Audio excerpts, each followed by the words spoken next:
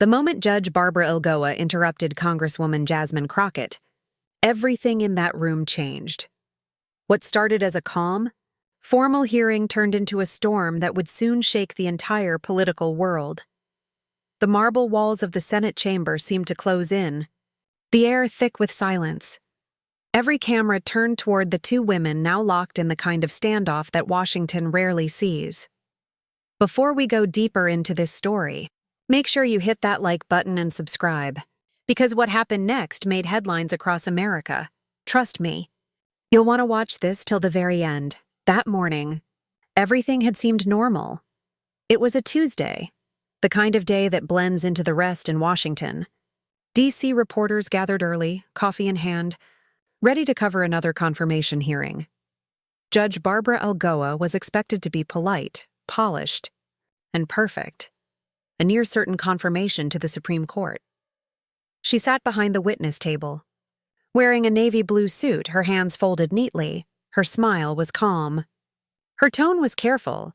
To the cameras, she looked like the picture of professionalism. Behind her sat rows of supporters, conservative senators, staffers, and legal aides who had spent months preparing her for this very moment. They expected no surprises, but they were about to be proven wrong. Lagoa was 55, born in Miami to Cuban parents, and had spent decades climbing the ranks of the legal world. She had served as a federal judge, a state Supreme Court justice, and now she was president. Trump's choice for the highest bench in the land. Republicans adored her story, the immigrant daughter who had made it to the top through hard work and loyalty. She was their symbol of success, but symbols can crack when truth appears. At the opposite end of the long wooden table sat Jasmine Crockett, only 34, but already a force. Her sharp eyes never left Lagoa. She was calm. Too calm. She had come prepared not just with questions, but with facts that would break through Lagoa's polished surface. Crockett was a freshman congresswoman from Texas, known for her quick mind and fearless words. Before entering politics, she had been a civil rights attorney who stood up for ordinary people who had no one else to fight for them. She knew the law, but more importantly, she understood injustice. To her, this hearing was not just about confirming a judge. It was about revealing who that judge truly was. The first hours of testimony rolled on smoothly. Republican senators smiled and praised Lagoa for her dedication to the Constitution. Democrats asked polite questions about precedent and fairness. Every answer sounded perfect, rehearsed and safe. But when the chairman finally said, "The gentlewoman from Texas is recognized," the atmosphere shifted. Jasmine Crockett stood. She adjusted her blazer, straightened her notes, and slowly turned toward Lagoa. Her voice was soft but carried across the room. "Thank you. Mr. Chairman, Judge Lagoa," she began, "I want to start by congratulating you. Your journey is inspiring. The daughter of immigrants rising to the top of the legal world, that's the American dream." Lagoa smiled. "Thank you, Congresswoman. That means a lot." But Crockett's tone changed. The warmth in her voice cooled into something sharper. "Yes," she said slowly, "but sometimes the American dream can hide a nightmare for others. I've studied your record, Judge, and I have questions about whether your version of justice truly includes everyone." The room went silent. Every senator turned toward them. Lagoa blinked, taken off guard. "Congresswoman, I have always upheld the law," she replied, her smile tightening. Crockett opened a thick binder marked with colored tabs. "Let's begin with Rodriguez vs. Miami-Dade County," she said. A janitor fired after 30 years of service. He was caring for his diabetic daughter. He was the only Latino worker dismissed. "You ruled against him." Lagoa leaned forward. "Congresswoman, as you know, judges must follow precedent," Crockett interrupted. "Yes, but the law also allows compassion, doesn't it? You said in your opinion that employment is at will. That meant this man lost everything. Do you believe that's justice?" A few reporters looked up from their laptops. The tension was rising. Lagoa's eyes narrowed slightly. "Sympathy cannot override the law," she said. Crockett smiled faintly, flipping another page. Let's talk about another case then. Thompson v. Florida Department of Education. A black teacher denied a promotion, even though she had the best evaluations in her district. Internal emails called her not a good cultural fit. You ruled against her, too. Lagoa's lips pressed together. Congresswoman, I am not at liberty to, again, Crockett cut in. You ruled that without a smoking gun, discrimination can't be proven. That kind of standard makes justice impossible for millions of Americans who face bias every day. The judge's supporters shifted uneasily in their seats. Something in Lagoa's posture changed. For the first time that day, she looked uncomfortable. Finally, she raised her hand slightly, an instinctive move from years on the bench. Congresswoman, she said firmly, I need to stop you right there. This line of questioning is unfair. You're misrepresenting my record. The sound of her voice echoed across the room. And then, silence. Every camera zoomed in, every senator froze. Had she just interrupted a member of Congress? Yes, she had, and Jasmine Crockett was not about to let that go. Crockett straightened her shoulders. Her expression didn't change, but her voice dropped lower, stronger. Did you just interrupt me, Judge Lagoa? She asked. Lagoa's face went pale. I was only trying to clarify. No, Crockett said sharply. Let me clarify something for you. This isn't your courtroom. You don't give orders here. You're here seeking our approval for a lifetime seat on the Supreme Court. The words cut through the air like lightning. Gasps filled the gallery. A few people even clapped, before being silenced. For the first time, the mighty Judge Barbara Lagoa looked small. Her confidence cracked. Her arrogance showed. Crockett leaned in. When faced with hard questions, your instinct is to silence people. That's not how justice works. That's how control works. And that's dangerous. Lagoa's hand trembled slightly. She tried to smile again, but it came out forced. Across the room, reporters started typing faster. This was the moment they had been waiting for, the spark that would ignite a national firestorm. Then Crockett did something no one expected. She reached into her briefcase and pulled out a folder marked, Confidential, Judge Lagoa, she said. You gave a speech 3 years ago at a private dinner for the Federalist Society. Do you remember it? Lagoa hesitated. I attend many events. This one was different, Crockett said. We have the audio. You told that room that civil rights laws had gone too far and that responsible judges should rein them in. You even said, and I quote, qualified white Americans are being passed over for less qualified minorities. Would you like me to play it? The room gasped. Senators looked at each other in disbelief. Cameras flashed, and for the first time, Barbara Lagoa had no words. Crockett nodded to a staffer. Within seconds, the speakers came alive with a voice everyone recognized, Judge Lagoa's. The civil rights movement achieved its goals decades ago, her recorded voice said. But now it's gone too far. We have reverse discrimination. Qualified white Americans are being punished for the color of their skin. The sound echoed through the chamber like a gunshot. Every eye turned to Lagoa. She looked frozen. Judge, Crockett said softly. That's your voice, isn't it? I was misquoted, Lagoa stammered. That was private. There's nothing private about prejudice, Crockett replied. You said you stand for equal justice. But these words show the truth. You don't believe in equality. You believe in hierarchy. The room erupted. Reporters were already rushing out to file stories. Republican senators whispered urgently. Trying to contain the damage, Lagoa tried to recover, but her voice cracked. You people twist everything, she shouted suddenly. The phrase you people hung in the air like smoke. And in that instant, it was over. Crockett didn't say a word. She just looked at her. Then, slowly, she gathered her papers and said, Thank you, Judge Lagoa, for showing us who you really are. The chairman slammed his gavel. Order! The committee will recess for 30 minutes. But everyone knew this hearing would never resume the same way again. As cameras flashed and aides scrambled, one thing became clear. Jasmine Crockett had just done what no one else had dared to do. She had challenged power face to face, and she had won the moment. The fallout was only beginning, and what happened next would shake the nation from the White House to every courtroom in America.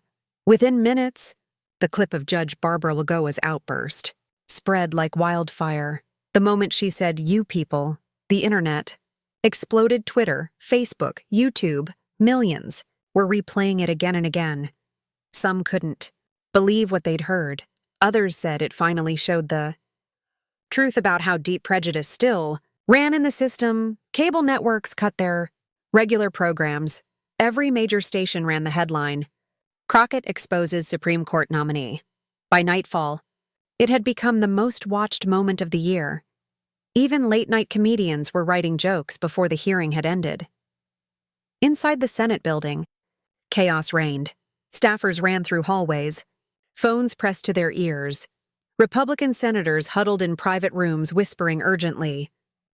Democrats looked stunned but triumphant. Everyone knew this was history in real time. Chairman Grassley's gavel had barely struck before reporters flooded the chamber. Flashes filled the air. Judge Lagoa sat frozen at the witness table, staring straight ahead. Her confirmation team crowded around her, whispering fast, but she didn't seem to hear. The proud judge who once commanded courtrooms across the country now looked small, trapped under the weight of her own words. Outside, cameras waited like vultures. When Crockett stepped through the heavy doors, microphones stretched toward her. "Congresswoman, did you plan that reveal? Did you know about the recording before today? Was this political theater?" She paused only for a second, her expression calm. Then she said softly, "Truth isn't theater. It's accountability." And she kept walking. That one line became a headline within minutes. Truth isn't theater. It was quoted on posters, in tweets, in think pieces. People felt like they'd witnessed something real, something that mattered. Back in the hearing room, Judge Lagoa was escorted out a side door. She avoided the reporters, but her escape didn't matter. The damage was done. The recording was everywhere, and there was no way to explain it away. At 4:17 p.m., Senator Susan Collins released a statement. "I cannot, in good conscience, support Judge Lagoa's nomination." Within minutes, Senator Lisa Murkowski followed. Then Mitt Romney. One by one, the Republican moderates who once praised her turned away. The confirmation was collapsing faster than anyone thought possible. In a dim conference room across the Capitol, the Republican leadership met behind closed doors. Mitch McConnell stood at the head of the table, his jaw tight. "This isn't just a bad day," he said slowly. "This is a disaster." Lindsey Graham rubbed his temples. "Ted, what happened to our vetting? We should have caught that tape." Ted Cruz slammed a folder shut. "She blindsided us. Her own arrogance blindsided us. Now every conservative judge looks suspect." No one disagreed. The strategy they'd built for decades, carefully grooming judges to appear neutral while holding strong conservative views, was collapsing. And it had taken one congresswoman, in one afternoon, to expose it all. Meanwhile, Jasmine Crockett returned to her office in silence. Her staff cheered when she walked in, but she didn't smile. She sat down at her desk and opened her laptop. The video already had millions of views. Her face was everywhere. But she didn't see fame. She saw responsibility. She turned to her chief of staff. "We didn't just stop a bad nominee," she said quietly. "We started something bigger." By the next morning, headlines screamed from every front page. "Crockett destroys judicial nominee." "You people," the phrase that ended a career. New star rises in Congress.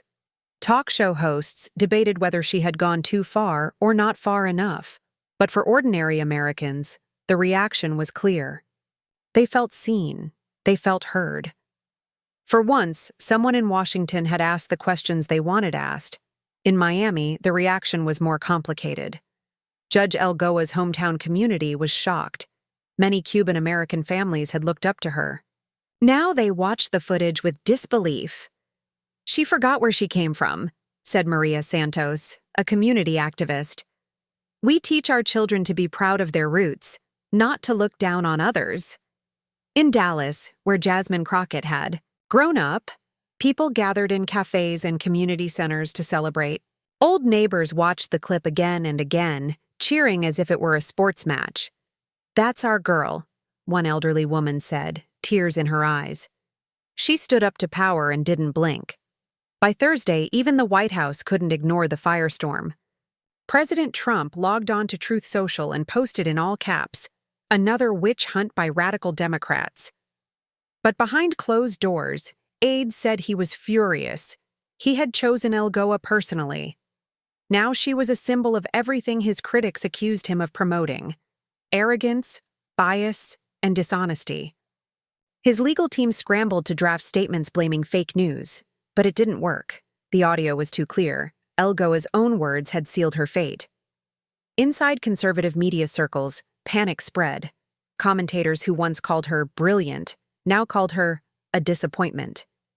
Even Fox News hosts struggled to spin the story. One anchor sighed live on air. "It's hard to defend the indefensible." While chaos ruled in Washington, ordinary Americans flooded Crockett's social media pages with messages of support. Thousands of comments poured in. "Thank you for standing up for us. You spoke the truth. You made me proud to be an American again." Her follower count tripled overnight. Every major network requested an interview. Producers from CNN, NBC, and even conservative outlets reached out. But Crockett turned most of them down. She didn't want to turn truth into a show. Instead, she issued one simple statement. "I didn't come to Congress to play politics. I came to defend justice. What you saw wasn't an ambush. It was accountability." That statement only made people love her more. By Friday morning, "Thank you, Jasmine" was trending across the entire country. Clips of her confrontation played on digital billboards in New York, Chicago, and Los Angeles. A mural of her began to appear on a building wall in Dallas with the words "Truth Speaks." At the same time, the Senate prepared to officially withdraw Judge Lagoa's nomination. The hearing was reconvened briefly, but the result was already written. The once celebrated judge sat behind her lawyers, her face pale, hands folded tightly. No senators offered praise this time. Even her strongest supporters stayed silent. When the final statement was read, declaring that her nomination was withdrawn pending further investigation, the room remained still. No applause, no celebration. Only the quiet sound of consequence. Outside, reporters swarmed again. Lagoa was rushed into a black car without a word. She didn't look back. In her office, Crockett watched the coverage. Her aides expected her to smile. Instead, she exhaled slowly. "It's not about winning," she said. "It's about making sure they can't lie to the people again." Later that evening, the civil rights janitor, Carlos Rodriguez, the man from one of Lagoa's old cases, appeared on local news. He had tears in his eyes. "She took everything from me," he said. "But today, someone finally told the truth." That clip went viral, too. The story spread beyond politics. Law schools began debating it in ethics classes. Professors called it a case study in courage. Students analyzed Crockett's questions line by line. They said she had done in half an hour what entire investigations had failed to do: expose hypocrisy with facts. News anchors called it the Crockett effect. Every time a politician dodged a hard question, people said, "Pull a Crockett on them." It became part of the culture. But for all the praise, there were threats too. Crockett's office received angry calls. Online trolls called her names. Some even said she had ruined a woman's career. Her security team doubled their shifts. Still, she refused to back down. During an interview with PBS, she said quietly, "I'm not here to ruin careers. I'm here to protect democracy. If truth ruins a career, that's on them, not me." Her calmness only made her stronger in the public eye. By the end of the week, petitions were circulating to make her the head of the House Judiciary Committee. Even senior Democrats started whispering about her future, not just in Congress, but beyond. Meanwhile, conservative think tanks held emergency meetings. They called the event a wake-up call. One strategist admitted anonymously, "We've lost control of the narrative." She exposed how our process really works. Judge Lagoa, now hiding from the press, issued one final statement through her lawyers. She claimed the recording had been selectively edited and that she had always believed in equal opportunity, but the public wasn't buying it. Once trust is broken, no statement can fix it. Polls showed that 70% of Americans believed Crockett had done the right thing. Even some Republicans quietly agreed. A senator was overheard saying, "She's dangerous because she's honest." As the weekend came, the story reached every corner of the nation. Families discussed it over dinner. Churches mentioned it in Sunday sermons. People who had never cared about politics before suddenly watched hearings online. They wanted to see accountability. In homes across America, parents told their children about the young congresswoman who stood up to power and didn't flinch. For them, it wasn't just a story about politics. It was a story about courage, about truth, about the belief that one voice can still matter in a noisy world. And while Judge Lagoa disappeared from the spotlight, Jasmine Crockett's star only rose higher.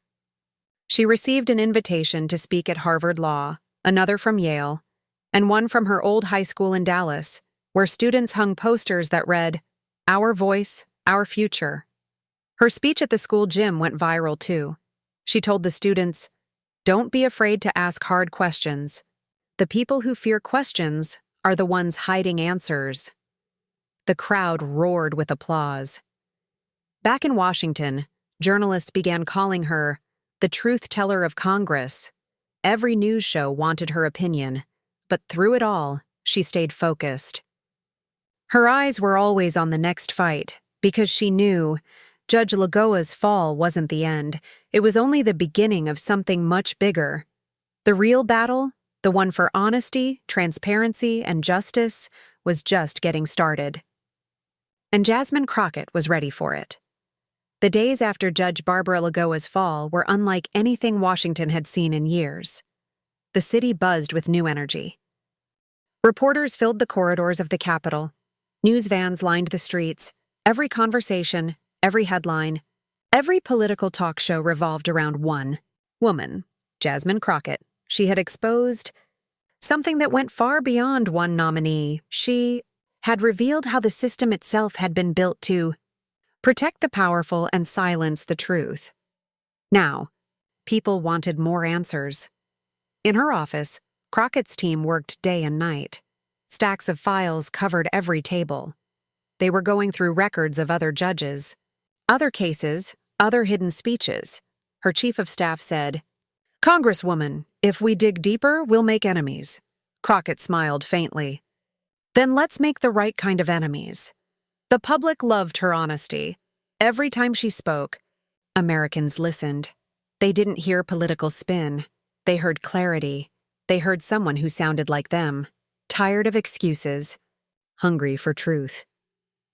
When she appeared on Meet the Press, the host asked, "Congresswoman, do you realize you might have just changed how this country handles judicial nominations forever?" Crockett nodded slowly. "If we changed it for the better, then it was worth it." That moment, simple as it was, moved millions. Her approval ratings soared, and so did the threats, anonymous letters, hateful emails, but her calm never wavered. She told her team, "They want to scare us because they're scared of accountability." Meanwhile, the ripple effects of her questioning were shaking institutions everywhere. The American Bar Association announced new rules, requiring every judicial nominee to disclose every private speech they had ever given. It became known as the Lagoa Rule. Law schools updated their syllabi, adding the Crockett hearing to their ethics courses. Professors told students, "This is what truth to power looks like." Clips of the hearing were shown in classrooms as examples of courage under pressure. Across the country, young people saw her as proof that integrity still mattered. In interviews, Crockett said, "I didn't destroy a judge. I exposed a lie. There's a difference." In Dallas, her hometown, a group of teachers created a scholarship in her name for young women pursuing law and public service. They called it the Truth Scholarship. When Crockett visited to thank them, she was met with cheers, hugs, and tears. A retired teacher told her, "You reminded us that honesty is still a strength, not a weakness." In Miami, the city that once celebrated Judge Lagoa, people gathered in quiet reflection. Some still defended her, but most said the same thing. She lost her way. Even Lagoa's old mentors admitted privately that pride had destroyed her, but the most emotional moment came weeks later when Carlos Rodriguez, the janitor from one of Lagoa's past cases, traveled to Washington. He asked to meet Crockett in person. When he entered her office, he was holding a small, worn-out envelope. Inside was the termination letter Lagoa's court had upheld years ago. He placed it on her desk and said, "You can keep this. It used to be my pain. Now it's just proof that justice takes time." Crockett stood, her eyes wet. "You deserved better, Carlos," she said softly. He smiled. "I finally got it. Thanks to you." That moment went viral. The picture of a congresswoman hugging a janitor became a symbol of hope. For millions of Americans who felt ignored, it was proof that truth could still win. But not everyone was celebrating. Behind the scenes, powerful interests were plotting revenge, old guard. Senators whispered that Crockett had embarrassed the institution. Lobbyists warned she would face resistance on every bill she proposed. They called her too bold, too loud, too unafraid. Crockett just kept working. She started drafting new legislation, laws, to make every judicial nomination fully transparent. No more secret speeches. No more shadow donors funding nominees. No more pretending neutrality while serving. Power. She named it the Equal Justice Transparency Act when she introduced it on the House floor. The chamber was packed. Some lawmakers rolled their eyes. Others nodded with quiet respect. When she finished speaking, the room was silent for a moment.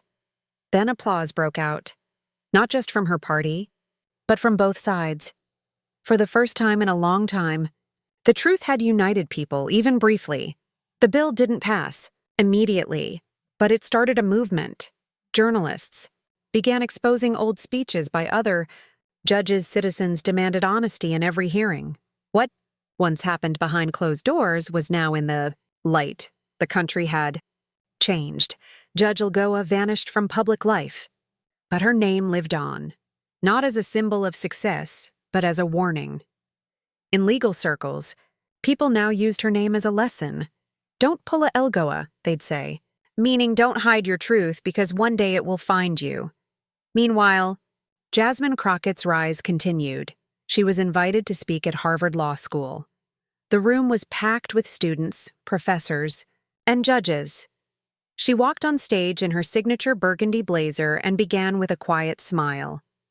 "Power is not about titles," she said. "It's about trust. Once you lose trust, you lose everything." The hall erupted in applause, but she wasn't finished. She leaned closer to the microphone and added, "Justice doesn't need silence. It needs courage." Those words became the quote of the year. They were printed on posters, shared online, and repeated in classrooms. Her speech reached millions. Even critics admitted she had reignited people's faith in truth. But what touched her the most were the letters she received, handwritten notes from older Americans who had seen decades of corruption and still hoped for better. One woman from Ohio wrote, "You reminded me of the America I used to believe in. Thank you." Crockett kept that letter framed on her desk. As months passed, something remarkable happened. Public trust in government hearings began to rise again for the first time in years. People tuned in, watched, and cared. They felt that maybe, just maybe, accountability was possible again. Political analysts called it the Crockett effect.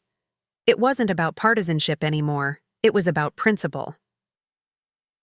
By the one-year anniversary of the hearing, the story had become legend. Documentaries were made, books were written, and every one of them ended with the same question. What if she hadn't spoken up? At the annual Congressional Black Caucus Gala, Jasmine Crockett took the stage again. Lawmakers rose to their feet. The room thundered with applause that lasted several minutes. When the crowd finally settled, she looked around slowly, her voice calm and strong. 1 year ago, I faced someone who believed her power made her untouchable, she said. But that day proved something simple. Truth still matters. The crowd cheered. She raised her hand for quiet and continued. Judge Lagoa tried to silence a question. But silence doesn't build justice. Questions do. And from that moment, America changed. Her speech grew softer. She spoke not like a politician, but like a friend. She said, "We all have power. In our voices, in our votes, in our choices. Use it. Because when truth speaks, even the mighty must listen." The entire room rose again. Tears rolled down faces. Some chanted her name. Others simply whispered, "Thank you." When she stepped off the stage, cameras followed her. But she didn't smile for the spotlight. She smiled because she knew something had shifted forever. The people had seen behind the curtain, and they would never forget. That night, the nation replayed her words again and again. Clips flooded social media. Truth still matters trended for days. In homes across America, parents told their children about Jasmine Crockett, the congresswoman who faced arrogance and didn't back down. In classrooms, teachers replayed her hearing to show how integrity can still defeat deception. And in every corner of the country, people whispered the same phrase, "She gave us hope again." Months later, the Senate confirmed a new nominee for the Supreme Court, one with a spotless record, transparent history, and bipartisan support. Reporters credited the Crockett standard for the new process. Even critics admitted the era of secrecy was over. And through it all, Jasmine remained humble. In an interview, she said quietly, "I didn't plan to make history. I just refused to stay silent." Her story spread far beyond politics. Church leaders preached about her courage. Community groups organized Speak Truth. Events in her honor. Even school children dressed as her on History Day, wearing red blazers and holding pretend folders marked confidential. She had become more than a congresswoman. She had become a symbol. A reminder that one voice can still challenge power and win. And as time went on, when people felt cynical, when the news felt dark, they would return to that clip, that moment when a young woman stood against arrogance and said, "No," because that's what courage looks like. It's quiet, it's calm, it's unstoppable. And somewhere in the echo of that hearing room, where the marble still remembers every word, one truth continues to ring: justice belongs to everyone, not just the powerful. So if you believe in that, if you believe that truth still matters, then don't just watch, stand for it. Speak for it, share it, because courage isn't rare. It's contagious, and remember, one voice, one moment, can still change everything. If this story inspired you, make sure to hit like, subscribe, and comment where you're watching from. This is Bradley's Voice, where truth meets courage and justice always finds its way.